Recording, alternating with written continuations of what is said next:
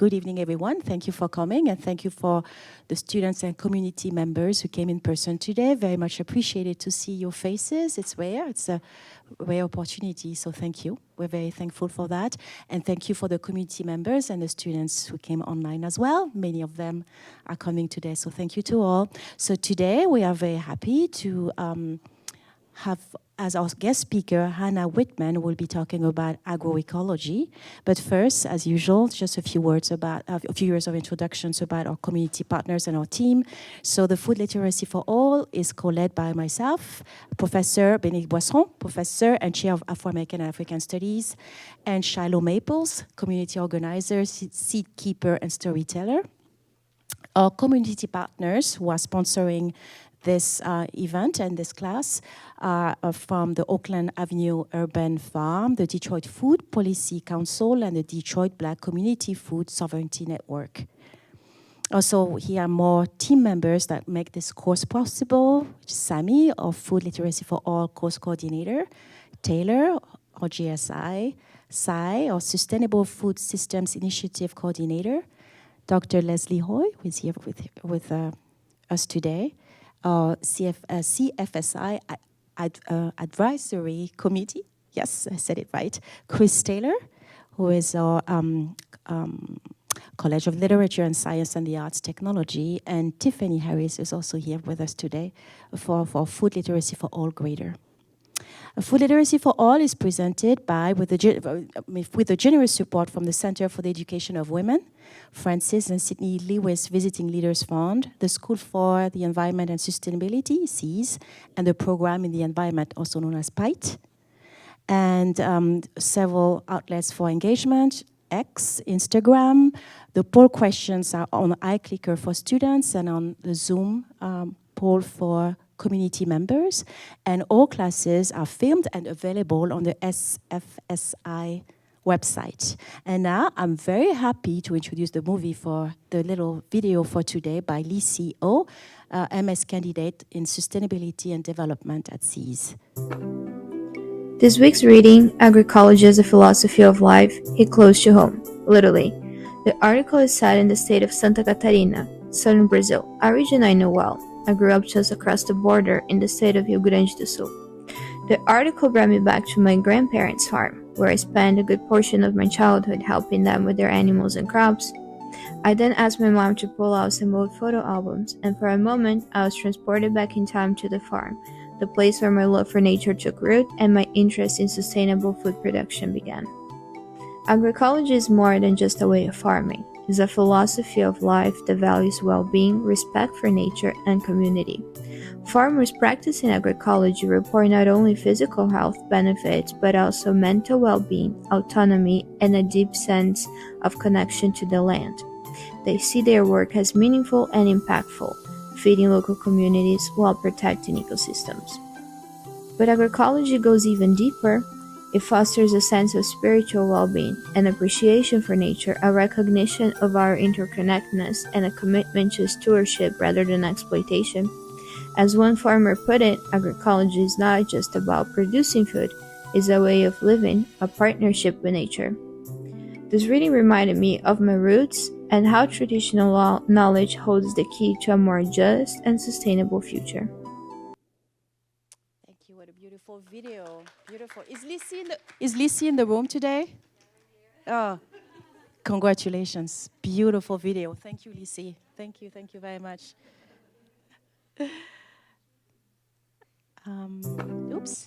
Oops. Where? So it's Taylor. Okay, so we're moving into our engagement portion of the session tonight. So as most of you should know by now, students will use iClicker. Community members will engage with the Zoom poll, assuming that you are joining us remotely. We have close to 200 people joining us via Zoom.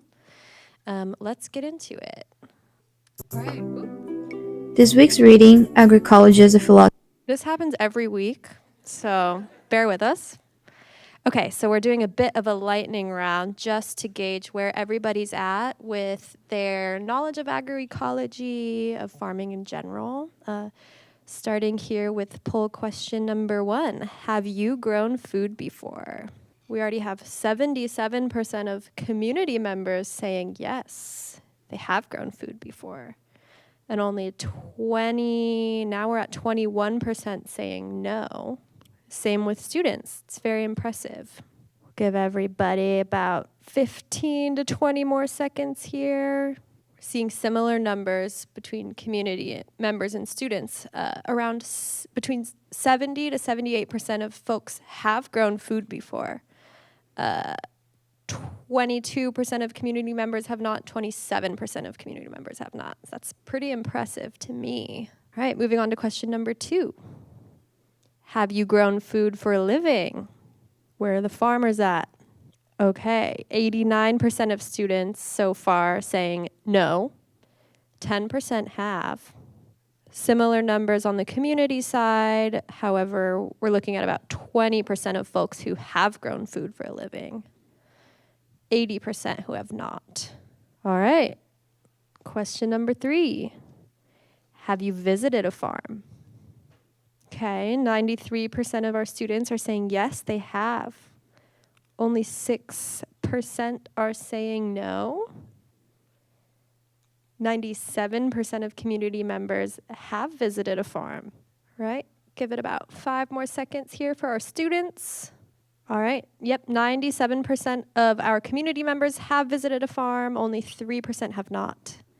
10% of our students have not visited a farm. All right, and our last question here. What percent of farmers in the U.S. turn a profit? And this is according to the 2022 Ag Census.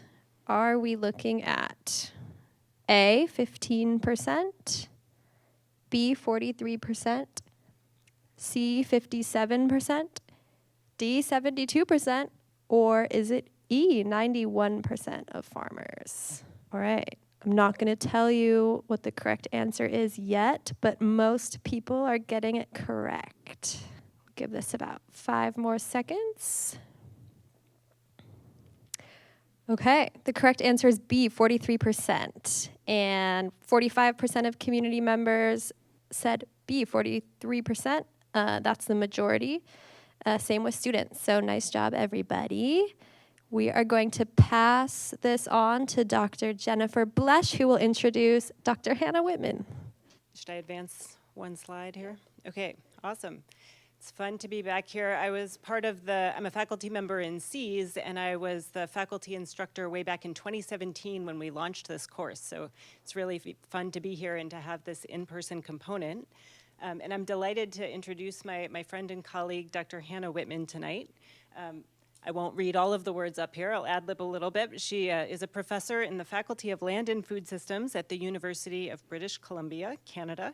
She's also in the Institute for Resources, Environment, and Sustainability. She received her PhD from Cornell University in development sociology. She has many accolades that I won't list for you tonight, including serving as project lead on one of the HLPE reports, if you're familiar with those. They're part of our universe in this course here. So that was for the Food and Agriculture Organization of the UN, titled Promoting Youth Engagement and Employment in Agriculture and Food Systems. She conducts community-based participatory action research on a lot of topics: food sovereignty, land reform, agroecology, more recently open source digital technology, health equity, and she's worked in a lot of diverse global contexts. On a personal note, I've collaborated with Hannah on research in Brazil since 2011, I think. It's been a long time, at least 15 years or so.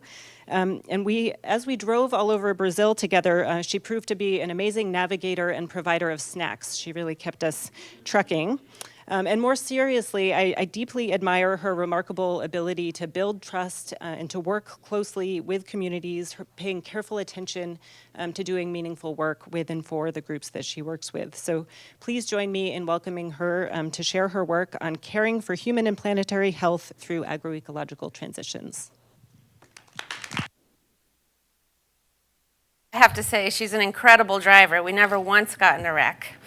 after driving all over the country of Brazil in many, many trips together. So thanks for having me here today. It's my second time at U of M in the last few years since Jen's been here, and so I really am excited to be back and to meet a lot of the wonderful students that I had a chance to talk to today. So, you know, whenever I travel, I like to do a little bit of research on where I'm going to and whose home this is. And I want to just express my gratitude to be here today on the traditional territory of the Ojibwe, the Odawa, and the Potawatomi peoples. I'm a fan of wild rice and many of the other native foods that are from this region, some of which are traded with people from where I come from. So I just wanted to say thanks and for feeding us in the way that they do from these lands.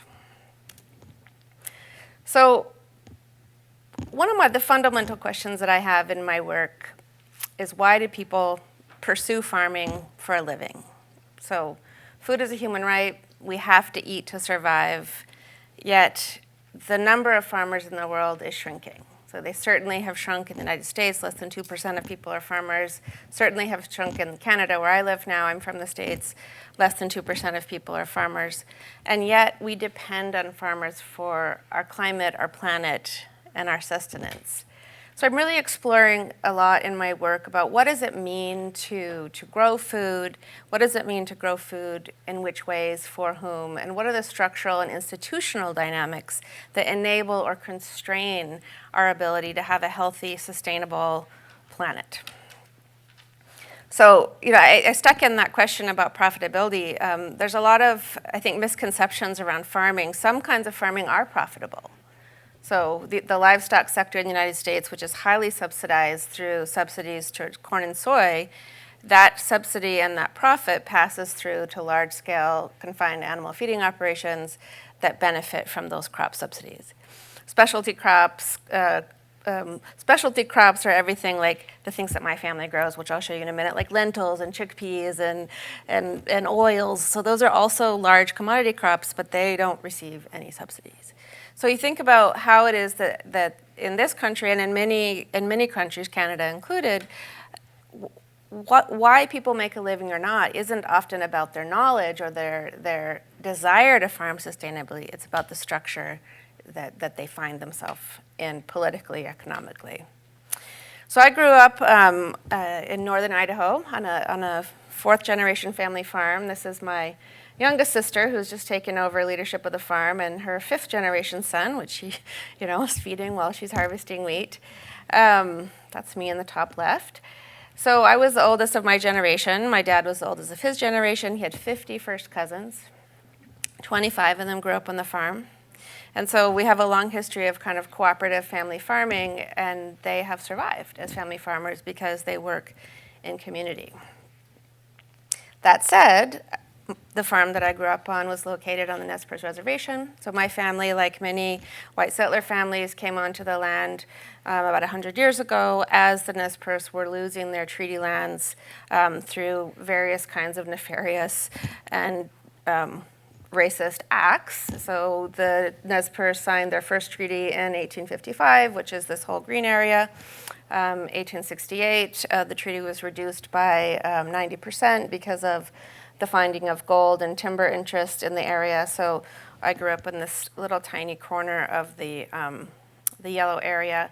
In 1871, the Allotment Act caused a lot of tribes to have the ability to separate what was owned, community-owned land, and devolute that to individual families. Some of those individual families either chose or coerced to sell that land to white settlers, and that's how my family came to be in that area. They bought a ranch from another white settler who had been involved in those land transactions. So when we think about what it means to be a farmer, farming is not a historical activity in the area where I grew up. So the Nez Perce were hunters-gatherers. They cultivated camas prairies and they fished. But this kind of row crop farming is very recent ecologically. And so we think about, how is it that the food systems that we have are the way they are? We have to actually look at that history of the land. So I definitely did not want to be a farmer. I left home. And I studied international development, and lo and behold, my next job was being a farmer. I worked in an agroforestry extension project in Paraguay. This was my little house. I learned that despite this extremely different cultural, ecological context, these farmers faced a lot of the same challenges that my family faced. So access to markets, access to infrastructure, no roads, no telephone, in this case, no electricity. We often didn't have electricity growing up anytime there was a storm. So it's like, how in these two, the rich, United States, which is supposed to be so wealthy, and then Paraguay, which was just coming out of a dictatorship, very different context, very similar structural problems. Then I went to work in, I'm skipping Guatemala, but then I went to work in Brazil, where Jen and I worked, which was an area that was rapidly being encroached on by soybean, like international soybean investment. And then we were working with social movements who were trying to sort of retake some of that land and recreate agroecological food systems. So that's how I really got interested in agroecological transitions, this idea of being located in a conventional, what we call conventional industrial, but historically recently imposed food system, and working with nature, working with community to kind of transition that land back into an agroecological context. So this is a farm in southern Brazil. One of my PhD students took this photo and worked with these families for quite a while, just right before the pandemic. So I want to talk today about the idea of agroecology and food sovereignty. What are these concepts? How can the practice of agroecology be conceived as a form of resistance to some of the structural drivers of disease and we're talking about a planetary health. There are many drivers of ill health in our planetary food system. So how can agroecology sort of address some of the root causes of those drivers and kind of lead towards what we call caring for planetary health? So this is the demonstration farm at my university, UBC Farm. So in 2015, I was had my arm twisted to become the director of our Center for Sustainable Food Systems, and we had this beautiful campus farm that had been saved by students. So I think, this is one of my former students. This area was designated for housing development. The students organized. This was in 2011, 2012. They said, really, this is a place of learning. We should be able to learn from this land. And they successfully got the land rezoned to be educational. So we have this opportunity to learn, how to farm on this land, how to grow food. We also have to learn that, again, this is a very recently imposed food system structure on this land. If you can see the ocean there, so we're right on the coast, and coastal food systems in this area did not have neat rows of imported European vegetables. So these foods were cultivated. So they had wapato, which is a river potato, camas lily, huckleberry, lots of kinds of berries, crab apples. And these foods were enough with the coastal food, so the sea-based foods, trade with interior salish, so for meat and different kinds of interior berries. Those were enough to sustain a food system for many thousands of years. So now we're coming in, we're implanting this European agriculture. This is just the Ulucan showing the trade routes that went from these coastal communities into the interior, and they would trade Ulucan oil for things like elk meat and huckleberries from the interior. So all of this historical kind of looking around at these different global contexts that I've worked really has helped me to think about food systems as a system. So if we're wanting to understand, as academics or as policy people, if we're promoting different policies, different interventions, we often think about intervention outcome, right? If I do this, that will happen. Or if we get this policy, maybe that outcome will come. With food systems, because it requires so much complexity of ecological factors, many of which are out of our control, like climate change is out of our immediate control, even though we can control and should be controlling its pace. Sociocultural dynamics, which are changing, especially in context of migration. So we have lots of migration coming and going in various places. So we have evolving sociocultural preferences for food. We have evolving socioeconomic context. So as fewer people are engaged in growing food, they need to have money to buy food. And then so we think about, well, what does it cost to buy food? What does it cost to grow food? So food systems are very complex. Agroecology is an approach to the food system that takes this complexity seriously. It doesn't try to simplify the food system into 2 or 3 components like fertilizer versus yield or nutrients versus dietary health. It tries to navigate those multiple drivers, which is hard, but as we get to better understand the food system, we find different entry points for interventions, and we think ahead of time, how is this intervention going to permeate through the food system? So I'm going to do very quickly all the things that are wrong with the food system. So bear with me, and then we'll talk about how agroecology can address some of these things. So we all know climate change is a big deal. It is pushing 1/3 of global food production outside safe climatic space. So floods, droughts, erratic weather patterns, seed varieties not performing as they traditionally have, lots and lots of challenges there. We're facing the world's 6th great extinction. So even though the vast bulk of calories in the world are provided by 6 primary commodity crops, this biodiversity is essential to continue to produce those commodity crops, but also all of the other micronutrients that compose the rest of the food system. So we have an increasing inequality in land. So as food systems have become colonized globally, there's been a great concentration of land. Fewer people are on the land farming. Fewer people are owning larger tracts of land. That often involves a simplification of the food system as that land gets concentrated. Fewer than 15% of agricultural landholders around the world are women, even though we know that women globally provide most of the food that is consumed by people, so not necessarily food that goes to animals or fodder or fuel. Youth unemployment is rising. We looked a lot into, when we did the Youth Engagement and Food Systems report, how in many cases youth are being pushed out of labor markets, and some of them are starting to look at agroecology and farming as a potential career path. We found out from COVID that food systems jobs we always knew that they're vulnerable, but we have very recent reliable data on this from the COVID period. So we go all the way from primary production to food processing, all the way to inputs, machinery, distribution, all of the things that are required to produce that food system. We see that primary production or farming is just 20% of that system. So we need people in all the other aspects of the food system, and that's important to think about too. If we're encouraging agroecological diversification, if we're encouraging farmers to de-simplify their operations, we also have to think about where's that food going to go?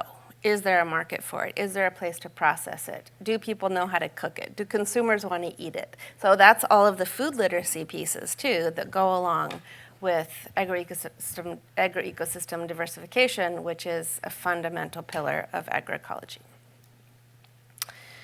So, and by the way, hunger is also increasing.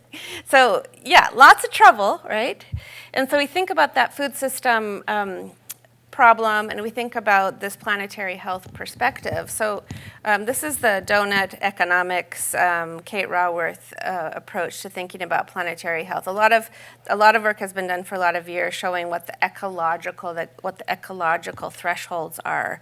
We call this, sometimes you hear them called tipping points, climate change, biodiversity loss, land conversion, nitrogen and phosphorus loading, which Jen is doing some research on that. But we also have this social foundation that if we don't pay attention to health, education, income and work, peace and justice, political voice, social equity, gender equity, housing, networks, energy, if we don't pay attention to these social foundations for planetary health, we're never going to be able to keep our planetary health within the green donut. So that's kind of another piece of why we talk about agroecology and food sovereignty. It's really bringing together the ecological and the social drivers of food systems for planetary health and saying we can't focus just on one. And if we do focus just on one, we're not going to capture those dynamic interactions between social and ecological systems that are so important when thinking about changing the way we eat in the future. So the kind of questions that we ask in my lab, who is responsible to shift food systems towards human and planetary health? What kind of food should be produced? By whom, on what, or whose land? And we ask, how do ecological transitions for food sovereignty, how do they, and how could they enable sustainable and equitable food production for inclusive diets within these planetary boundaries? Just a small, simple question. One master's thesis, we're there, right? The nice thing about this question is we have the opportunity to work in large collaborative networks. So a lot of my work, it's not just me and my students, it's a whole bunch of people. It's different people from different disciplines, it's people from different sectors, people from the community, people from government. We're actually approaching these questions together, and there's a lot of discussion about how should we even do this research? Who gets to design the program? How do we know if these outcomes are the right outcomes to be measuring? And so I'll tell you a little bit about some of the projects that I've been working on over the year that try to kind of do that interdisciplinary collaborative work to assess, what is an agroecological transition for food sovereignty, and how do we know it when we see it? So food sovereignty, how many of you know or have read about food sovereignty? Quite a few, so that's part of this class.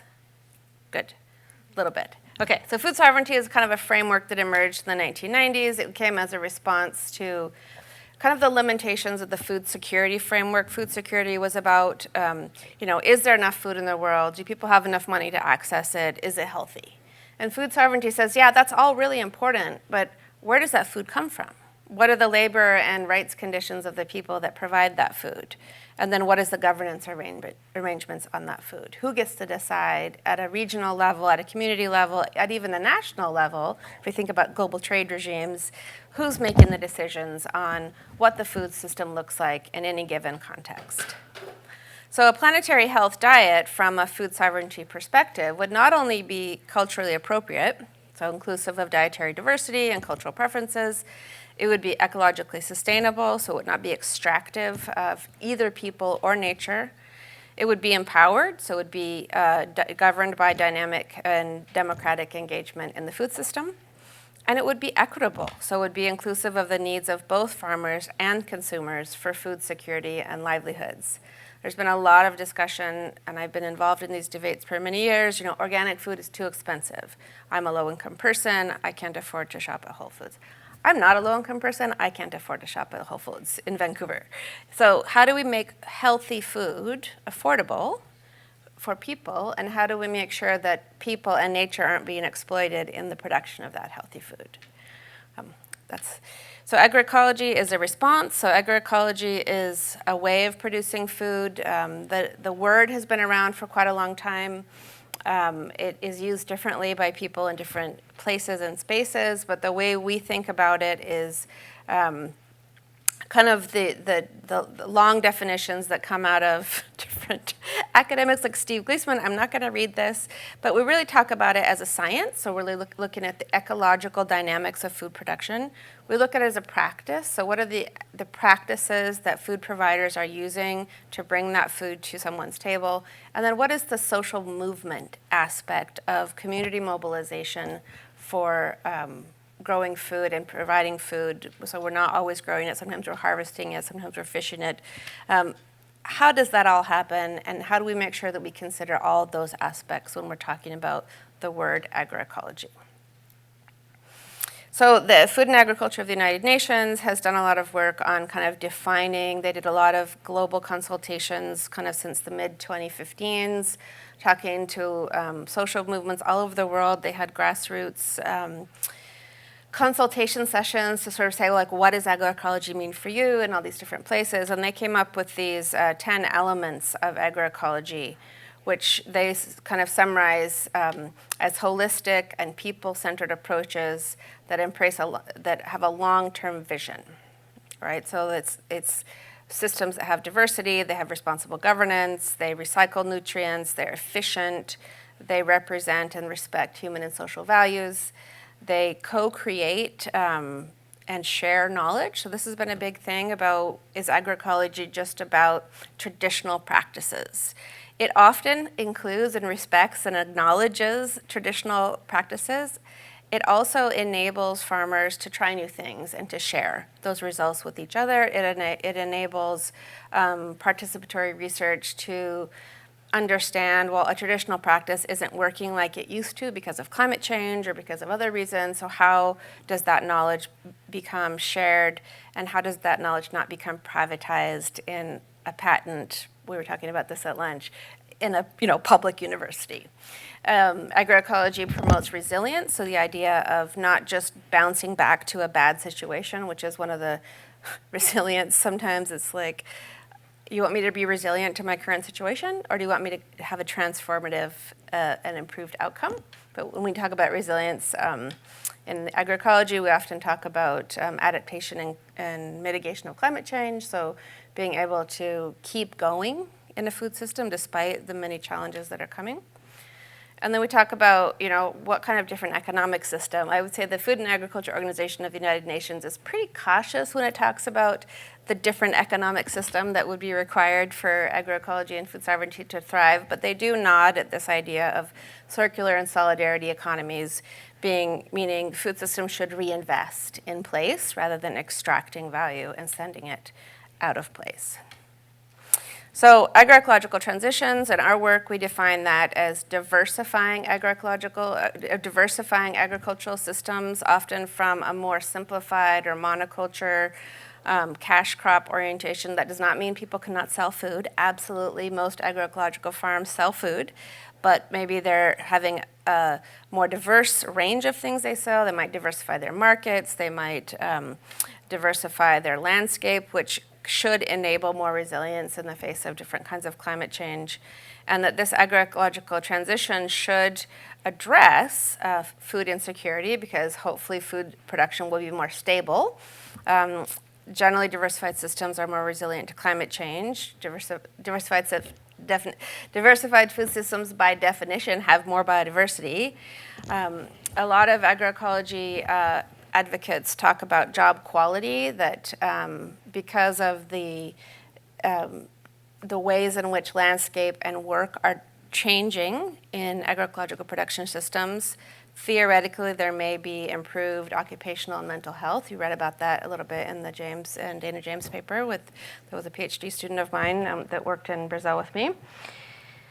There is some discussion about agroecology being focused on fruits and vegetables, which can be a little bit harder on the occupational health front. So I think more work needs to be done on the labor piece, but it is out there. And then the question is, can agroecological transitions address land dispossession and violence? And I think that we don't know that yet. So the social movement aspects of land protection, land reclamation, that's definitely a part of the movement. That part of the movement has been reacted to with violence. So even landless worker movement representatives in an MST settlement in December or November, several activists were murdered by industrial agriculture, assassins. So agroecology and land reclamation is still a target of violence by the neoliberal food system. So it can be a buffer, but it's not yet totally safe.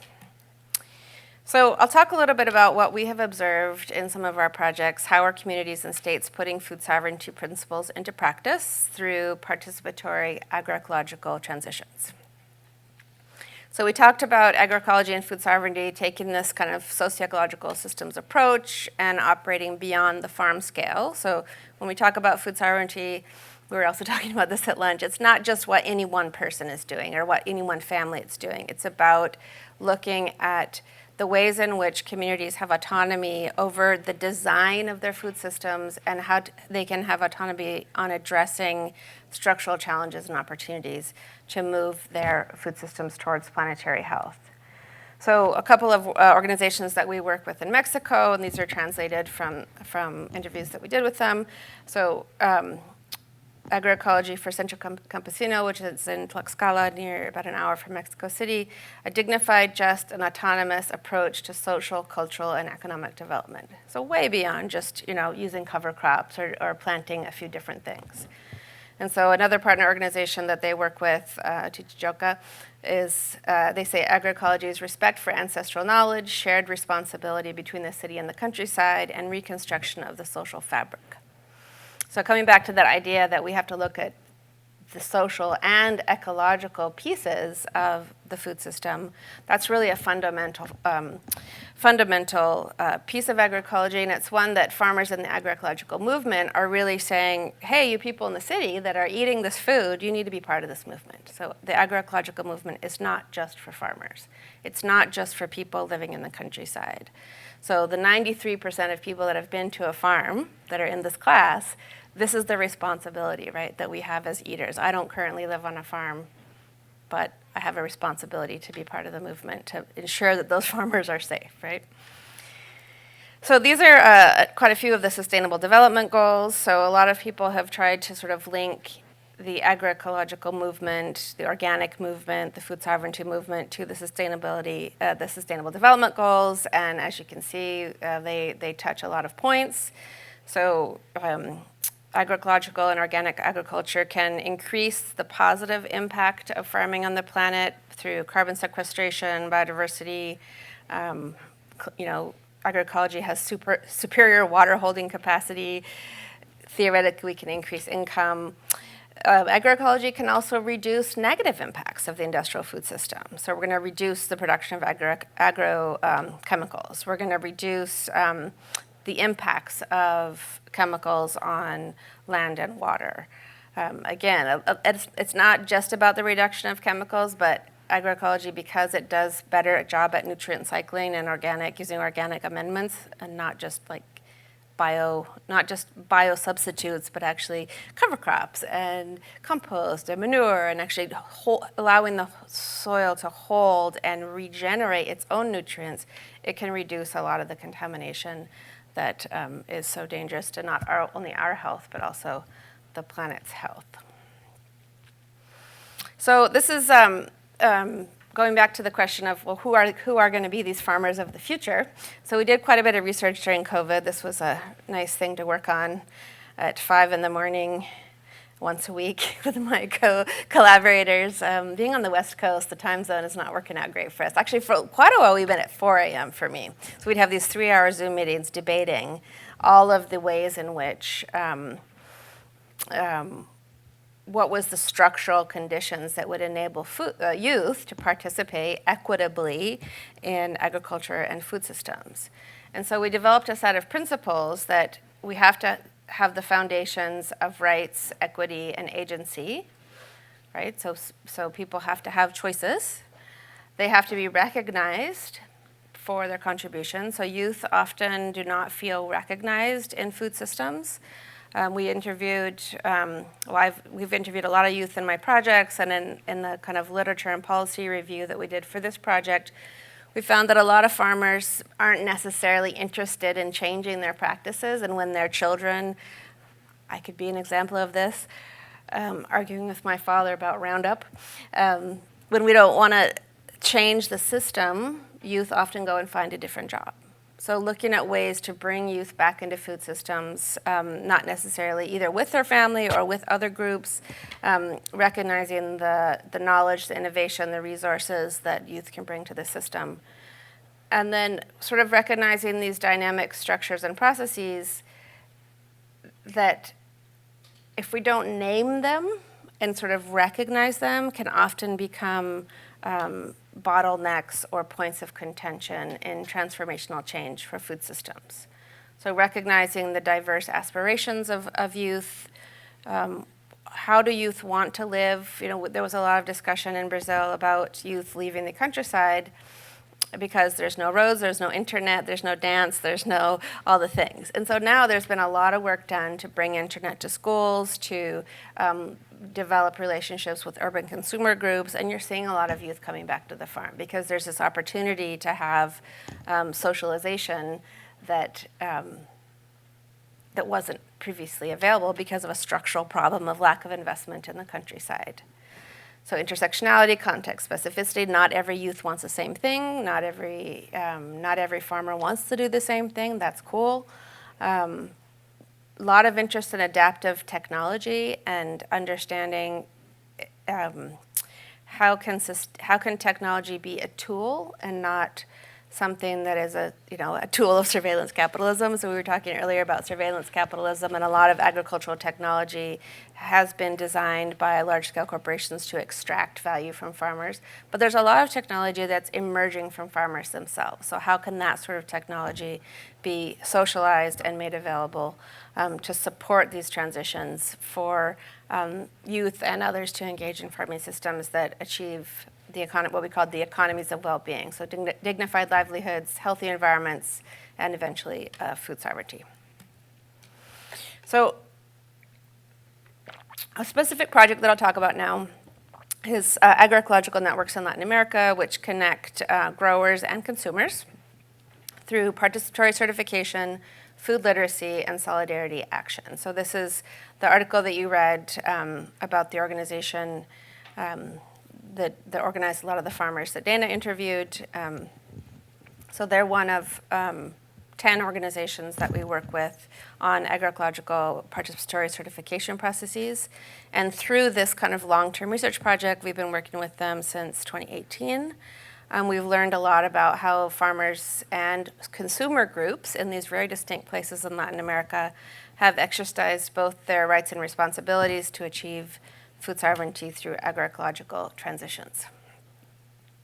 So this is us in Ecuador last year. We've been having annual meetings since COVID ended, which was very great. We spent the first couple years of this project. Well, we spent 2020 into 2022 I was completely online. They were all out in their fields with their farmers, and then we'd come together once a week and discuss.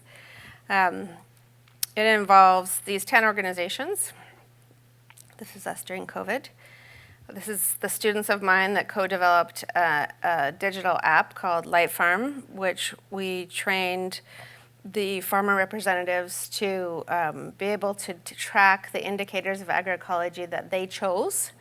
And then they were able to use that data, and we helped with some kind of dashboarding and data visualization. They were able to use that data for their own purposes, share it with the people that they wanted to share it with, and then make sure that that data remains in the hands of each individual farmer. So that was kind of the purpose of the project. So they were all involved in what are called participatory guarantee systems. So this is a quote from the International Federation of Organic and Agroecological Movements, IFOM.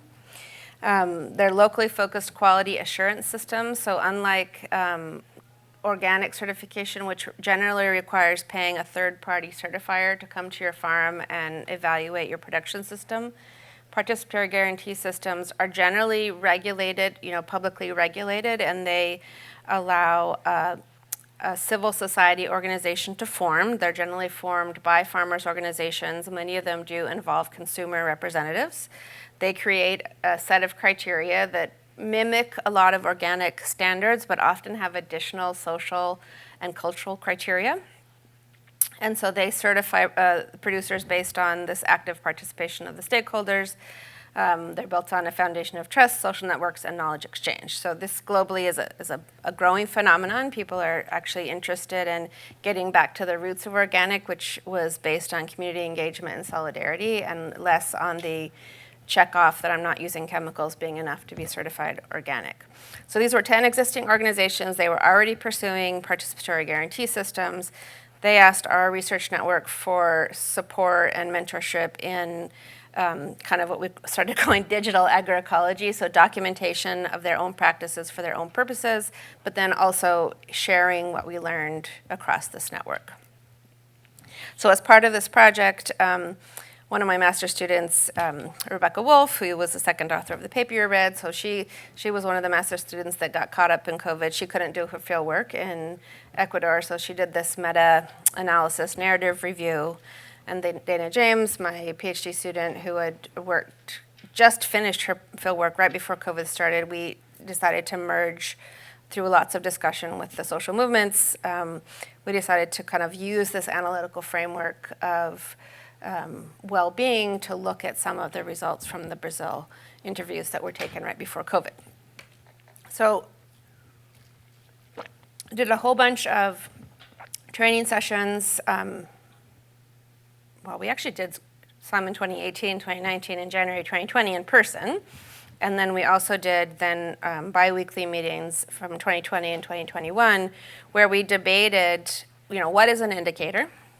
What matters to each of these organizations? They all had these kind of certification forms that they had all already developed.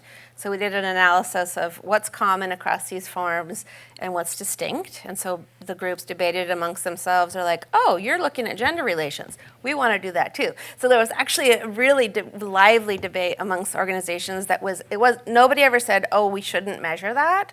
They're like, that's cool. We didn't think about measuring those things. And so it was really a interesting process. Some of the organizations, particularly one in Mexico in which consumers are really involved, they wanted to measure everything, including things that the farmers did not want to be measured. So we kind of observed that process, and in the end we came up with, so this is a little booklet that you can download online that talks about, it's a farmer-facing booklet. It's available in Spanish, English, and Portuguese that talks about that, what is an indicator and sort of some things that farmer groups might want to consider if they're designing their own participatory system, or if they want to learn how to make their own indicators. That could be useful for you in your projects.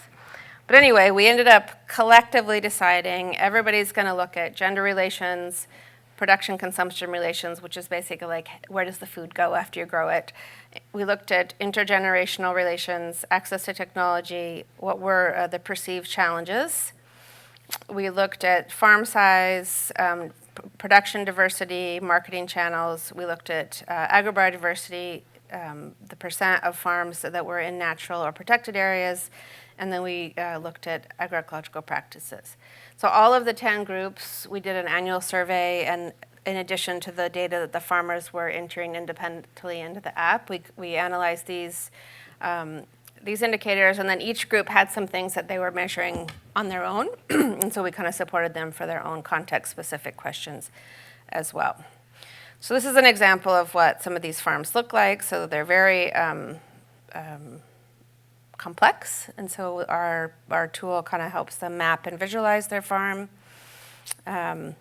These are what some of the farming systems look like. So they have a lot of gardens, it's a lot of diversified vegetables, but there's also a lot of agroforestry systems, which are quite difficult to track everything that's going on in these spaces. So I won't say that we fully tracked everything that's going on, but a lot of the farmers, they had never stopped to count up how many things they're growing. Some farmers were growing 220 things. Some people got really keen and wrote down every single thing. And so it's just been a very exciting project. There's way too much to talk about today, but what we really learned in this is how important it is both to recognize this diversity. A lot of the farmers were growing a lot of this stuff for their own consumption and for sharing with their communities, so it wasn't being registered as production by an agricultural census or a market. And so part of what this project did is say, well, how do we recognize and value things that is not passing through a market but has ecological, social, cultural, and economic value? So if you're growing carrots and not buying carrots, there's actually an economic value to that. Sure, it takes some labor too. And so we're actually starting to do some calculations on that sort of thing, where we look at the total productivity of a farm, we look at the total labor expenditure, and we come up with some different kinds of economic metrics. So that's a new working group that the farmers just formed. We had our last annual meeting in October last month, and a new working group on how do we define economic productivity has been born of this project. There's lots of theory on that from economists, but these are farmers who want to make their own definition. And so now we have data about what they're doing, and they're using that data to think about how they want to communicate economic productivity to their policymakers, to their secretaries of agriculture. They're taking these reports to their policymakers, and they're saying, hey, look, we're productive. So that's been really interesting to see. This is an example of one of the networks. So this is the Ecovita participatory certification networks that works all across southern Brazil, including where Lisi's from. Yeah, right around there, right? Yeah, right there. That's where she's from. Yeah, so they do a lot of knowledge exchange, but they actually like literally truck the food around. So they're moving food, they're moving ideas, and they're trying to kind of fill some of the gap of the industrial food system, which tends to divorce food production from its place, its cultural attachment, and the people who grew it. So a lot of these foods, they have agroecological labels, they have educational videos that go along. They have food processing centers where they're making jams and, you know, storing food and selling it in grocery stores. So they're actually not, it's not just like a few farmers growing a few things. It's actually a quite large economic food system. I'm going to make sure I'm not going way too far over time. I think we're almost done. So when we come back and step back to the context, so Brazil has a lot of quite progressive food policy initiatives that support agroecological transitions. These were mostly developed under the Lula government between 2002 and 2014. Some of these programs have been hollowed out or diminished or underfunded in the last 10 years, but many of them still hang on. So the Zero Hunger program, which gave price supports to agroecological farmers, it offered kind of rural development and infrastructure grants for food processing facilities. It offered to groups like some things like refrigerated trucks. So say you have an association, an agroecological association, you could apply to be lent like a refrigerated truck, which would help get your food to market. So there's lots of these kind of facilitative measures that were taken. Once the group was established and had enough money to buy their own truck, the truck would move on to the next organization. So really practical kind of public investments in allowing sort of these agroecological systems to move out of a commodity, you know, monoculture system, depending on a third-party wholesaler coming to pick up, you know, your load of bananas once a year. So it was more complex, but they were offering some of these supports. So these farmers, these agroecological networks that we worked with, they were doing a lot of agricultural outreach. They were organizing the supply chain for institutional procurement that was supported by these public policies. They were doing a lot of food literacy work in schools. So that was an interesting thing that we observed, is that yes, the farmers are growing food and they're selling it to schools, but now all of a sudden the teachers are going and taking the kids out to the farms. Or the dietitians, which actually regulate the contents of a school meal program. We were involved in some, how do you call it? It's not dating, but like meet and greets between the farmers and the public health nutritionists who were signing off on the school meal menus to introduce the concept of seasonality, right? They were trained in nutrition. They weren't really thinking about like, is it the time of year when we can get these foods? And so they started changing the menus. They were still nutritionally, you know, adequate, but they would more respect the agricultural calendar of the local region. So just little things like that, like the connective tissue of agroecological transitions does require that cross-sectoral collaboration. It requires translation. It requires new vocabulary to help people understand how do you tie that social fabric of agroecology across the different sectors. So Sapagro, one of the organizations we work with that are the certifier, they also do a lot of urban agriculture work. This was a project they had to take urban compost and bring it back to the countryside, which was kind of interesting. They also do a lot of solidarity work, sort of donating food, having public events in cities where they're doing a lot of consumer-producer exchange. They are donating a lot of food to food banks, schools. When there's ecological disasters, there's often the agroecological farmers that are showing up with food donations.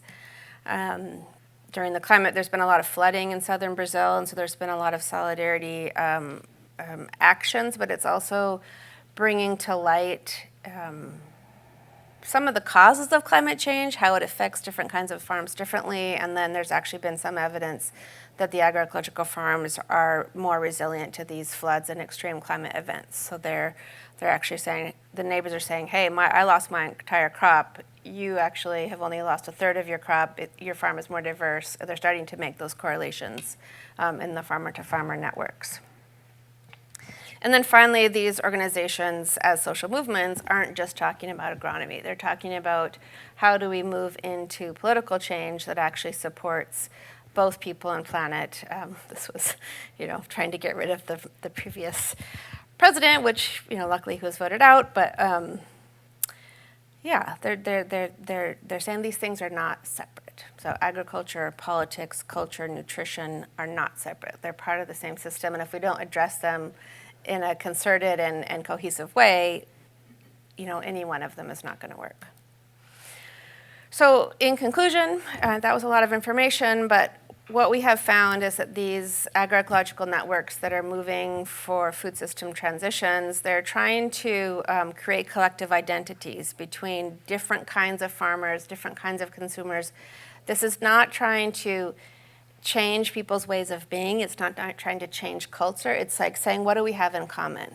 We have in common the desire to see a healthy planet, a healthy community. What can we each do in our context and within our capabilities? How do we exercise our responsibilities collectively to support agroecological transitions? Agroecological networks, again, isn't just about changing practices. It's about pursuing and envisioning alternative economies, so really looking at infrastructure. If you don't have a place to take your food, that's not why bother, if there's not people to eat it, if there's not places to store it. So really there's been a huge explosion of cooperative marketing, cooperative food processing initiatives, CSAs, box schemes. Some of the movements have actually opened stores in town. So that's been interesting to see as well, where, again, bringing consumers into that store brings them into the movement because they're now aware of what's happening with the food providers. And then this interest in digital agroecological reporting, we have observed it supporting policy engagement and food literacy, both in all of these 10 contexts in the agroecological transitions and Latin American project. All of them have brought youth into the system. All of them have used the results from the study to advocate for different kinds of supports and infrastructures from their local secretaries of agriculture. And so what we're seeing is people are sort of regaining a bit of agency in communicating what they're doing to people in power, and it's actually caused a lot of really interesting interest by their local universities, which weren't working with them. Now they're actually sending students out. Or the public health system is actually talking about traditional medicine because they're growing traditional medicines in Ecuador, for example. And then coming back to kind of this idea of agroecology as a philosophy of life, really thinking about well-being as not just about economic productivity, but also mental health, physical health, spiritual health, political advocacy, and making sure that we still have a planet to live on and eat from generations into the future.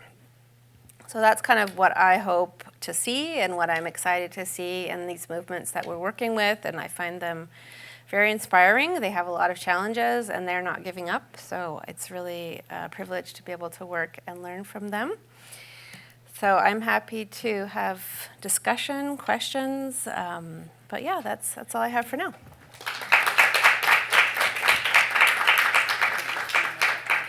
Thanks, Janet. Maybe if you want to sit for a minute, Sure. Feel free. And you've been standing a long time. That's okay. That was fascinating. You covered a lot of ground, showing us how agroecological transitions really involve the whole food system. And I really especially appreciated the stories of hope, like these successful examples of groups that have transitioned despite major barriers. So really great. I think a lot of our questions may be online tonight, but I'm going to pass this mic to either Sammy or Taylor, depending on who has questions. So if you have a question in the room, raise your hand. But I know we already have at least 2 or more on Zoom, so I'm going to start with you, Sammy. All right, thanks. So to start with one Zoom question, there's a question that says, as a public health student, I often hear resilience as a goal for global health interventions, but struggle how to conceptualize it, especially in the context of food. How can future public health professionals promote resilience in global South food systems while being cognizant of simultaneous epidemics of colonialism, late-stage is a big word, extractionary capitalism and genocide? Yeah, that's a really deep question. That's a great question. And wow, I wish we had like several hours to discuss it. Resilience is a word that's become very trendy, like regenerative and some of these other words. It sounds good, right? I can bounce back. But we have to first talk about bounce back from where, right? If you're already 6 feet under, food insecure, no access to land, no access to healthy food, taking a vitamin is not going to help.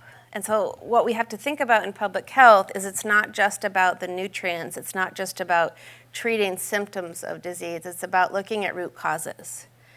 And in the global context, a lot of the root causes of hunger are, yes, climate change is a huge driver of food insecurity in the global south. There's no denying that. Food systems aren't going to change tomorrow. So yes, food aid is still needed. But in the meantime, one really good example that I would direct you to is Rachel Besnerker's work in Malawi with the, what's it called? Soil, Food, and Healthy Communities Project. So that was a public health intervention that started in a hospital looking at child stunting and malnutrition. They started working with farmers on growing legumes as cover crops and including ground nuts, pigeon pea, things that were high protein content and could be used for food. So these leguminous crops were improving soil quality. They were providing an additional source of protein to the family. And they eventually found that they had to look at gender relations on who's making decisions about what to grow. They had to look at the continual push of chemical fertilizer and hybrid seeds by government, which would not necessarily work with these leguminous systems. So they had to take a holistic approach, starting from public health, but ending up in an agroecological transition. So I think that's a really inspiring project that took that question that you're asking seriously. Why is it that people don't have land? Why is it that they, are growing corn, which is not a native crop to that region of Malawi? And sort of taking those root causes and saying, well, people like corn. They've been eating it for like 120 years. So if we're going to move beyond corn, it's not taking away what has become a comfort food. It's how do you to integrate into that system so people are fed, the soil is fed, and you end up with better public health outcomes, which in that case they did. Yeah. Anyone in the room for, yes, Will. I guess we need to do Mike. Sandy, you need to turn it on. Does that work? Yeah. I'm curious about campus farms in specific, and if you've seen any of your, experiences in Southern America and Central America, and taken any of those to the campus farm at UBC, or been able to see any ripple effects from campus farms into communities. Because I feel like we, at least here and at Berkeley, where I worked on the student farm, we have so many students who cycle in and out that it is a potential to have the golden case study and see how it would ripple out into the community, but I don't know that it actually does beyond just students. So I'm curious what your experience is with UBC and I how have it's a worked. lot of things to say about campus farms. I think campus farms are an amazing opportunity for students to see what's happening. When I used to work at a different university that didn't have a campus farm, I would take my students on field trips to farm. And we would go to my local CSA farm and we'd look at a potato field and I'd say, how many of you know what crop this is? And not one would know. I'm like, it's a food you eat probably many times a week. And then it would be like, I'm like, it's a potato. And they're like, what? And then they would dig up the potatoes. We would go and harvest a field of potatoes. And they would invariably be wearing high heels and white jeans. And it was great. So I think campus farms can first provide that food system exposure to people, particularly in urban areas. I think our campus farm, we've done a lot of pre-testing of agroecological research methodologies, so it's really good for that. We do not call our farm a demonstration farm, because first of all, we have 15 staff that get paid a living wage, which does not match most farmers' ability to make a living wage and work from 9 to 5.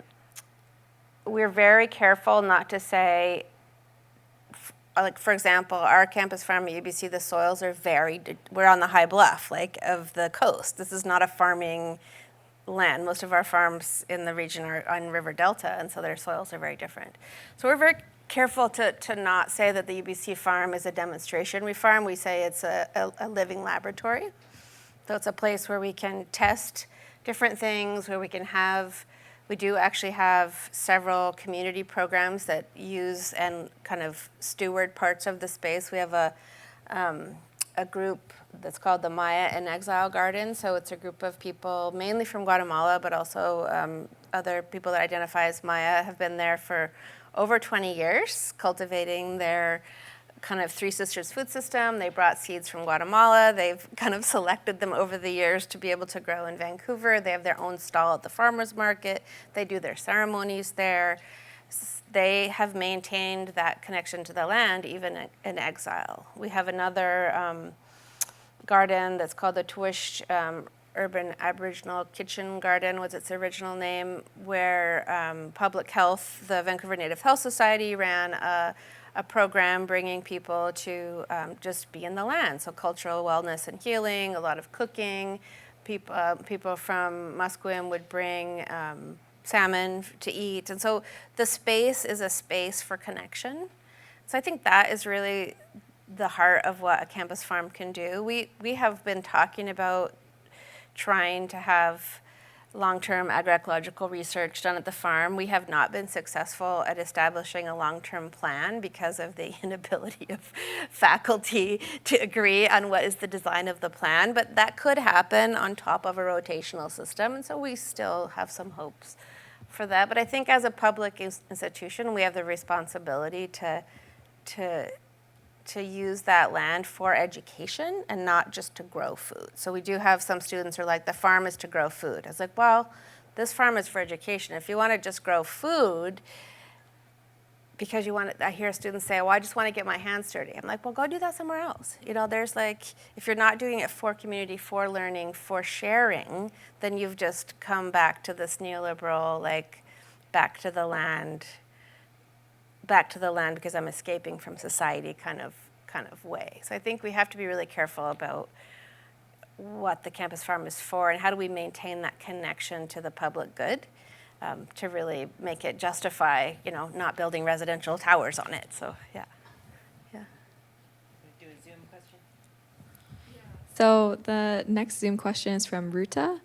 And they ask, I would love to hear more about how digital agroecology has been developed and its potential benefits. While technology can enhance agroecological practices, how can we prevent it from being co-opted by surveillance capitalism? What strategies can ensure that digital agroecology supports farmers and ecosystems without becoming a tool for surveillance and control? Absolutely. So what we found when we started this project, it was actually at the UBC farm. I said, where's the data, you know, on the farm? And it was like in people's hard drives and different forestry professors and different soil science professors and different student theses and different drawers at the farm. And there was no even consolidated place for our university public good farm. And then I said, okay, well, what farm management digital software is out there? And it was all owned by John Deere and Syngenta, and, you know, farmers would put their data in and maybe they'd like have some record keeping system, but they didn't own their data. And so I had a postdoc at the time, Zia Marabi, and he said, well, let's make our own app. And I had been working with Vic Hamsina, and we'd been looking a lot at this concept of technology sovereignty and the idea of data sovereignty where, you know, in our case, farmers, but in any kind of data extraction, we talk about the data sovereignty of whose data it is. And the ability of a farmer to have their data, so a researcher comes to their farm, if the data can be collected in an interface where the farmer immediately has access to that data, if there's a soil test taken, if there's an experiment going, it's not like 2 years later, maybe they'll get a thesis in the mail. So this idea of visualization, and then coming back to these participatory guarantee networks, same thing. They were filling out these paper forms every year for their certification, which was actually data about their farms, and it was being sent to the government and like put in a drawer and saying, yes, you know, you can get the sticker. So we've done a lot of work on surveillance capitalism and sort of technology sovereignty. And for those of you in the United States, there's a network called the it's called Open Team, Open Technology Ecosystem for Agricultural Management. So it's managed out of the Wolfsneck Center for Ecology, but it involves a lot of researchers, a lot of farmers organizations, mainly in North America, who are talking about exactly these things. So there's a digital bill of rights. My student actually wrote a paper on surveillance capitalism and agricultural technology. So we're really kind of trying to design technology that's owned by farmers and or resource stewards, that they have sovereignty over. There's strict controls. They can decide with whom and when to share data, and they have sovereignty over that. So if you're interested in these topics, I would look at Maya Montenegro de Witt's work on technology sovereignty. Digital Green is another one that does a lot of work in India and several different places in Africa. So there's quite a growing network of open source ag tech that takes these conversations quite seriously, because they're not creating technology to make extractive profit. They're creating technology that's meant to serve their constituents. That requires money. So there's been a lot of discussion about how sustainable is open tech. If you're trying to serve people, who's actually paying the developers? And a lot of it is volunteer developers. But yeah, it's something that we're actively working on. We don't have all the answers, but in this case, what we've done is create a tool that all of those farmers and those networks have co-created with us. So they are co-owners of the technology. They help make the decisions on what functionalities we add, and then each farmer owns their own data. We can share this. Any other questions in the room, or do you have any others, Sammy, there?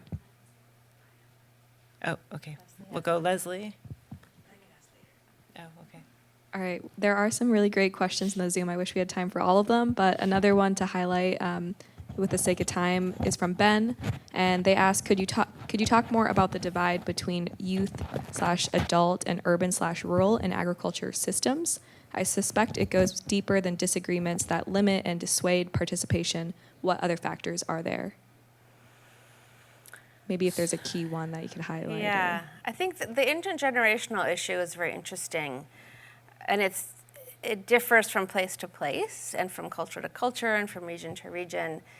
I would say that, this is a very long conversation.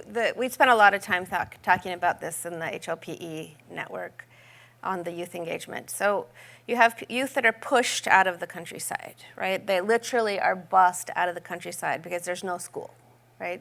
So these are kids that are removed from their intercultural, intergenerational knowledge transfer system because they're taken out of the field and taken to a school in a neighboring town.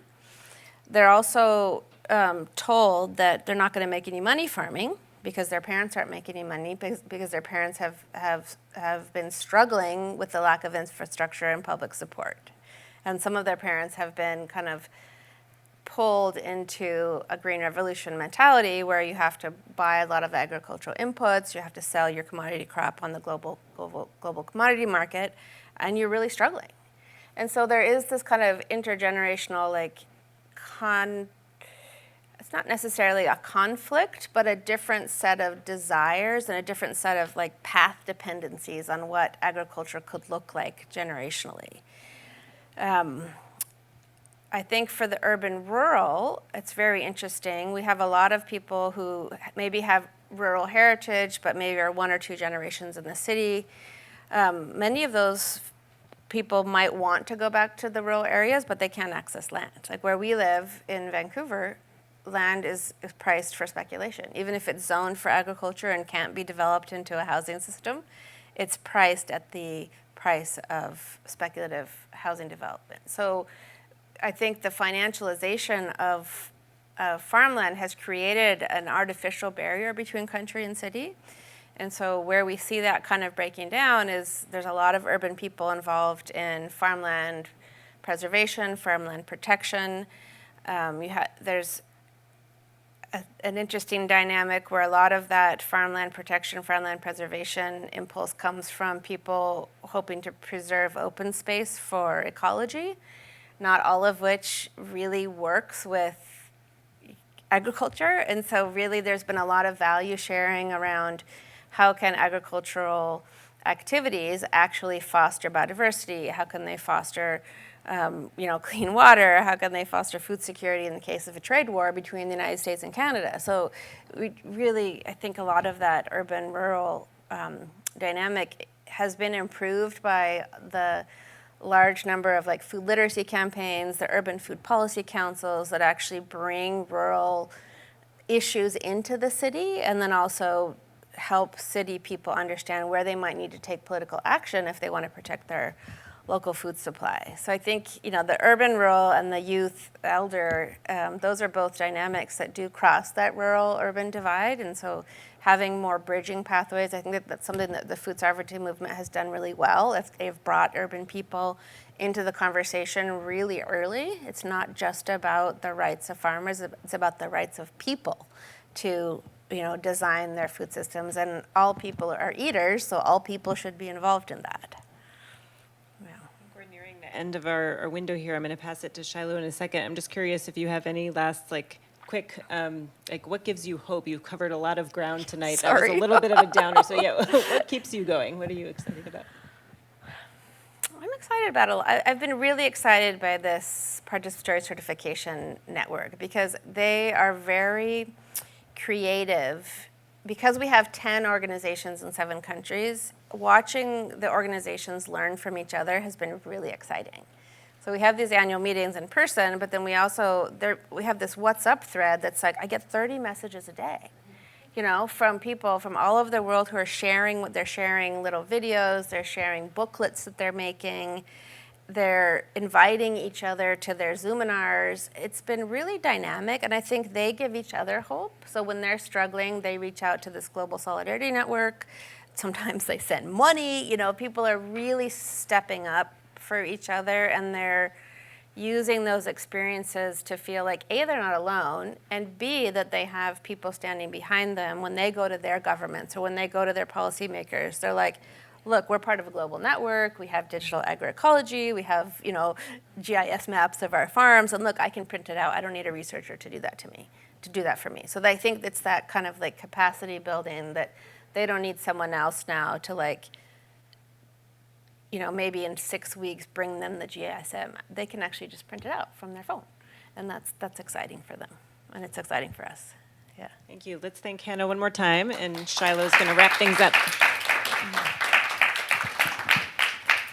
I keep spilling my water, sorry. Thank you so much, Hannah. So just a couple of announcements as we wrap up this evening. I'm looking for, Sammy was going to let me borrow her notes here. We have a few announcements. Student Life Sustainability is hiring. There's a QR code here to get some more information, and the application deadline is March 16th. They're looking for, says, practice peer education with Planet Blue student leaders, build community through food with Sustainable Food Program, advocate for sustainable campus with collective impact and campus advocacy with the Student Sustainability Coalition, and use art and culture to adapt to a changing climate with cultural organizers. Bite Size, a food-themed variety show, is calling for performers. There's another QR code to get some more information. Also, all of these will be on our course website or course page.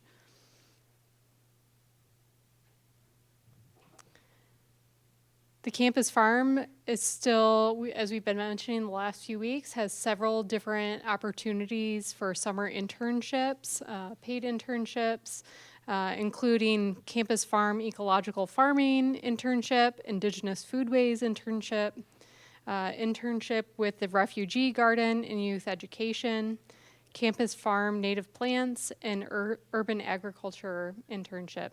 And applications are due next week for that.